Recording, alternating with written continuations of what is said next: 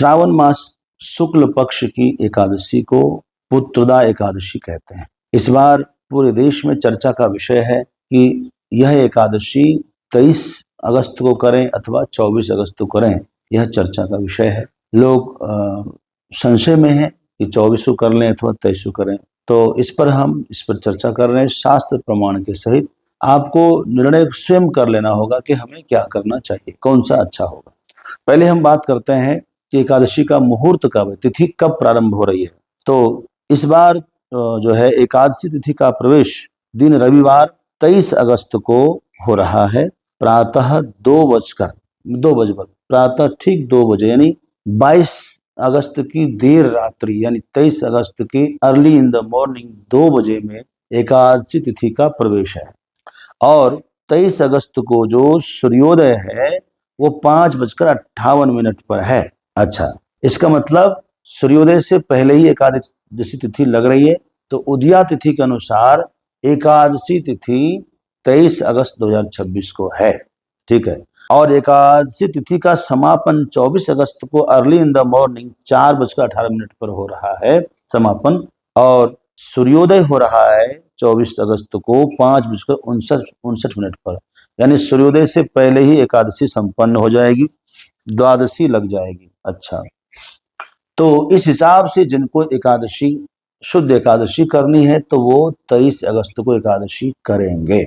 अब दूसरी बात, 24 की बात क्यों चल रही है कि 24 को करना है कि नहीं करना है। ऐसे तो निर्विवाद 23 को ही है, लेकिन 24 की चर्चा क्यों चल रही, जरा इस पर भी फोकस करते हैं। दरअसल बात यह है कि एकादशी जितना महत्वपूर्ण है उतना ही द्वादशी महत्वपूर्ण है।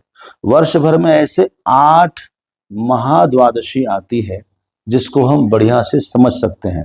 अच्छा, इन 8 महाद्वादशी में क्या होता है कि आप एकादशी तो छोड़ सकते हैं लेकिन द्वादशी नहीं छोड़ सकते।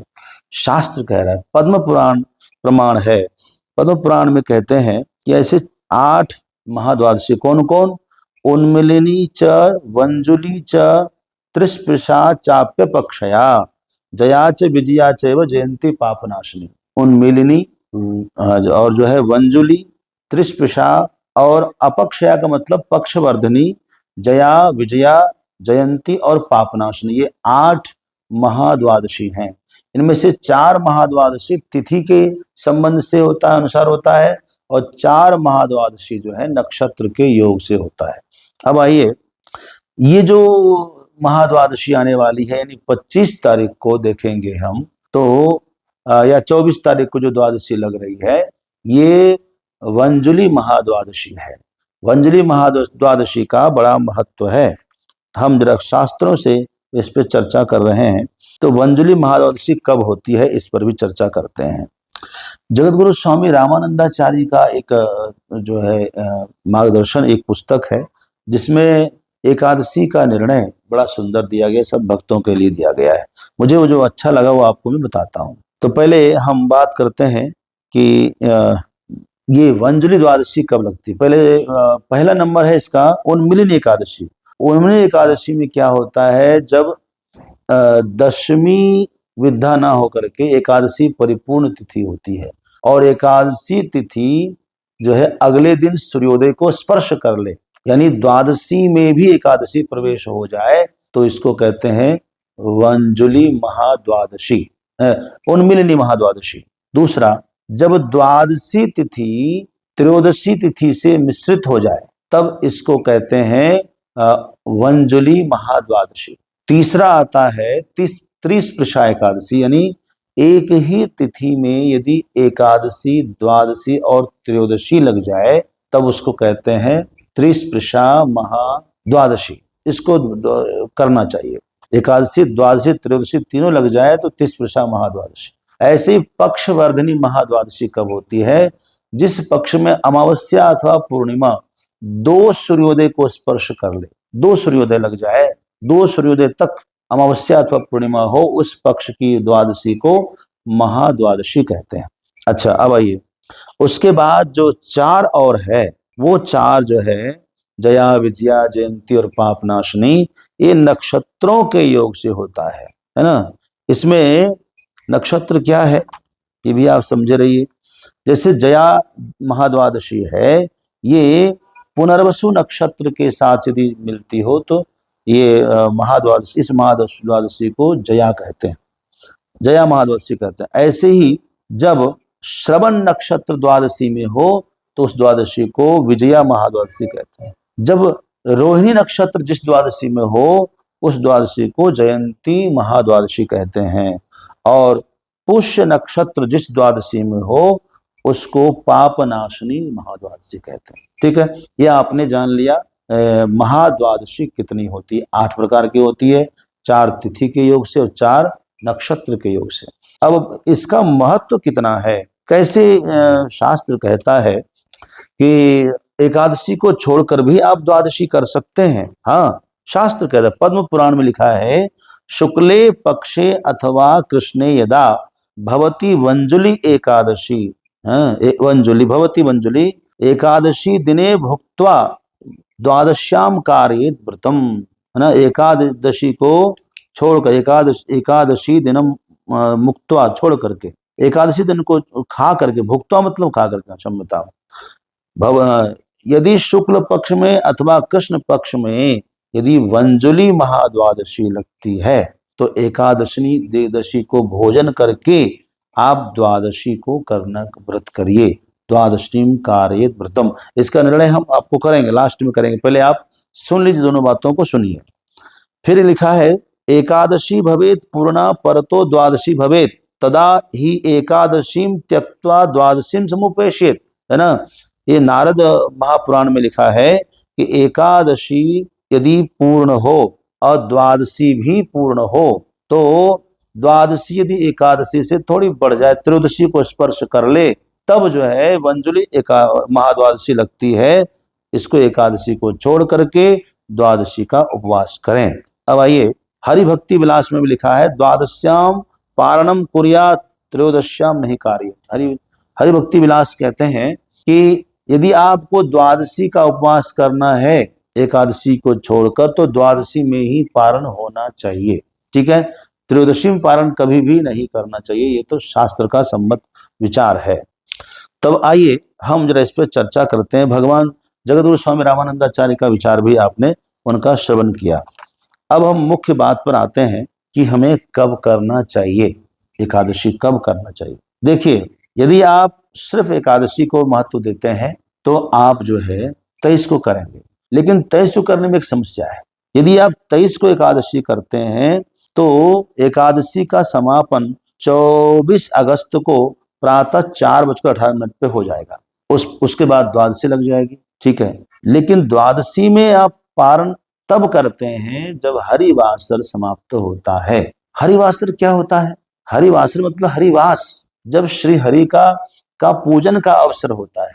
जैसे एकादशी कर लिया साधक ने तो द्वादशी के चतुर्थांश, यानी द्वादशी यदि 24 घंटे का है तो 6 चौक 24, 6 घंटा हरिवासर होता है। 6 घंटे तक भगवान श्री हरि की उपासना आराधना का समय होता है।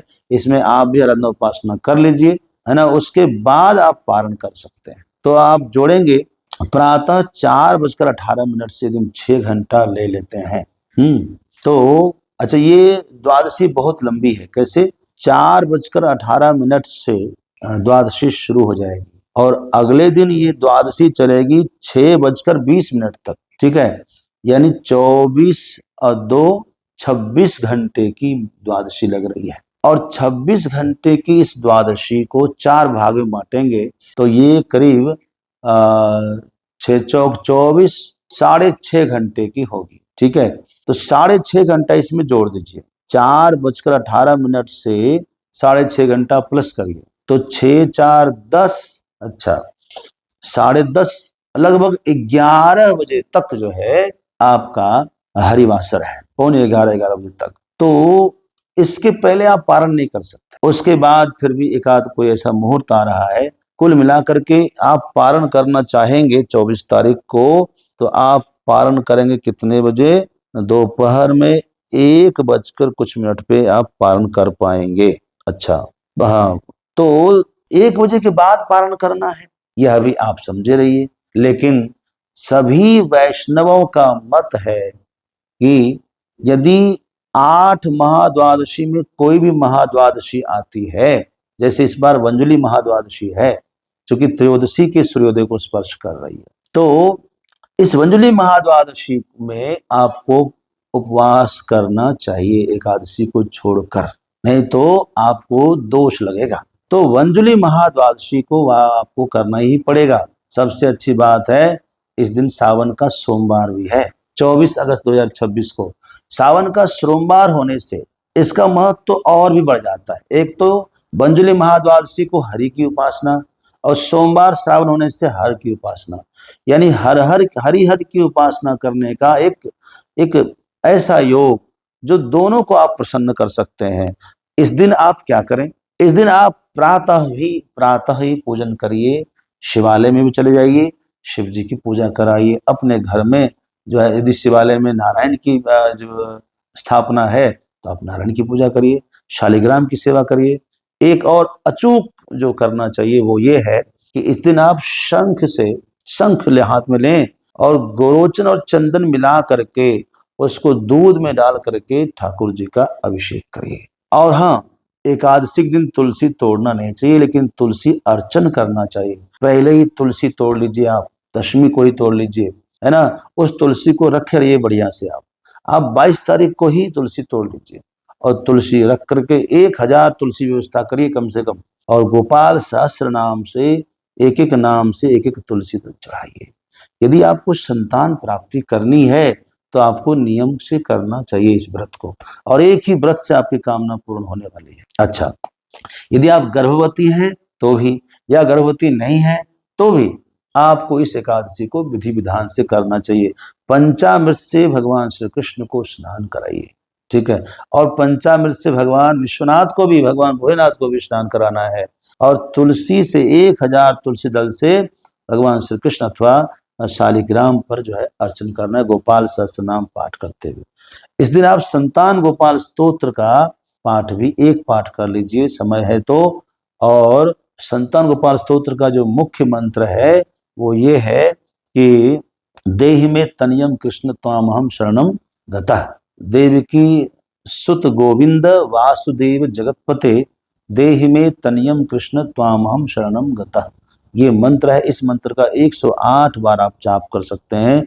ओम नमो भगवते वासुदेवाय का एक माला करिए, और आप इस दिन ओम नमः शिवाय का भी शाम के समय में जरूर जाप करिए। अब आइए, एक और बहुत अच्छी बात यह है कि यदि 23 तारीख को क्या है, हाँ, यदि आप 25 तारीख को 24 तारीख को व्रत करके 25 तारीख को पारण करते हैं तो 25 तारीख को प्रातः 7:41 तक आयुष्मान योग है, उसके बाद सौभाग्य योग है। तो हर व्यक्ति चाहता है हमारा पुत्र आयुष्मान हो, है ना, और संतान योग की प्राप्ति हो। तो आप जो है इस हिसाब से, मेरे हिसाब से आप देखेंगे तो 24 तारीख को व्रत करना बेहतर है। लेकिन यदि आप वैष्णव परंपरा से हैं तो इसको जरूर माने, क्योंकि महाद्वादशी का महत्व एकादशी से 1000 गुना बढ़कर है।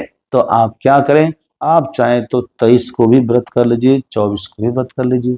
अब आइए, लेकिन 23 को आप कम से कम चावल मत खाइए। 23 को मैं ये कहूँगा, 23 को सुबह से लेकर शाम तक कभी चावल मत खाइए, और शाम के समय से ही आप अपने मन में ठानिए हमको सिर्फ शाम को दूध पी करके आपको रहना है। 23 को एक बार आप भोजन कर लीजिए।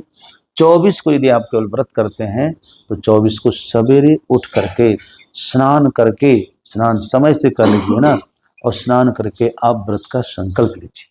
संकल्प कैसे लेते हैं, पहले आचमन कर लीजिए, केशवाय नमः, ओम माधवाय नमः, ओम नारायणाय नमः, 3 नाम लेकर के भगवान का जो है जल प्रोक्ष आचमन करिए, फिर जल प्रोक्षण कर लीजिए, पवित्र हो गया। उसके बाद हाथ में अक्षत लीजिए, पुष्प लीजिए, और जो है थोड़ा गंगा जल लीजिए, और कुछ हाथ में दक्षिण रखना हो तो रखिए, नहीं तो मत रखिए, कोई दिक्कत नहीं है। हाथ में अक्षत पुष्प गंगा जल ले करके और 3 बार श्री विष्णु श्री विष्णु श्री विष्णु बोलिए, और अपना नाम लीजिए, अपने गोत्र का नाम लीजिए, फिर अपने माता पिता का नाम लीजिए, और ये कहिए कि मम सकल दोष निवारण पूर्वकम, सकल दोष निवारण पूर्वकम भगवान श्री मन नारायण अथवा श्री कृष्ण प्रीत्यर्थम अथवा भगवान श्री हरिहर, इकट्ठा बोले, भगवान श्री हरिहर प्रसन्नता पूर्वकम अद्य श्रावण शुक्ल पक्ष एकादशी व्रतम अहम करिष्ये। इसका नाम ले लीजिए पुत्रदा। अद्य श्रावण शुक्ल पक्ष पुत्रदा एकादशी व्रतम अहम करिष्ये। जल भगवान के चरणों में छोड़ दीजिए। फिर से एक बार ले लीजिए, फिर से एक बार सुन लीजिए कि हाथ में अक्षत पुष्प गंगा जल ले लीजिए और बोलिए, मम सकल दोष निवारण पूर्वकम भगवान श्री हरिहर प्रीत्यर्थम अद्य श्रावण शुक्ल पक्ष पुत्रदा एकादशी व्रतम अहम करिष्ये। जल भगवान को छोड़ दीजिए और प्रणाम कर लीजिए। सुबह सुबह ही करना है भगवान के पास, स्नान करके तुरंत संकल्प लेना है व्रत का और फिर ठाकुर जी की सेवा पूजा में आप लग जाइए दिन भर। इस दिन आप भगवान विष्णु सहस्त्रनाम का पाठ कर सकते हैं, गोपाल सहस्त्रनाम का पाठ कर सकते हैं, संतान गोपाल स्तोत्र का पाठ कर सकते हैं, ओम नमो भगवते वासुदेवाय मंत्र का 108 जाप करें, ओम नमः शिवाय का जाप करें, अथवा जो आपका गुरु मंत्र हो इस दिन गुरु मंत्र का जाप जरूर करें।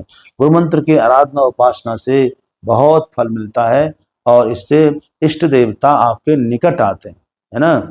लिखा है पतंजलि योग दर्शन में लिखा है कि स्वाध्यायात इष्ट देवता संप्रमोषः, अर्थात जब आप मंत्र स्वाध्याय करते हैं, मंत्र का चिंतन बारंबार करते हैं तो इष्ट देवता आपसे छुप नहीं सकते, आपके निकट आने लगते हैं। तो इष्ट देवता हमारे जो इष्ट हैं, आराध्य हैं, हमारे आराध्य देव हमारे निकट आएंगे, इसके लिए अपना गुरु मंत्र का जाप अवश्य करें।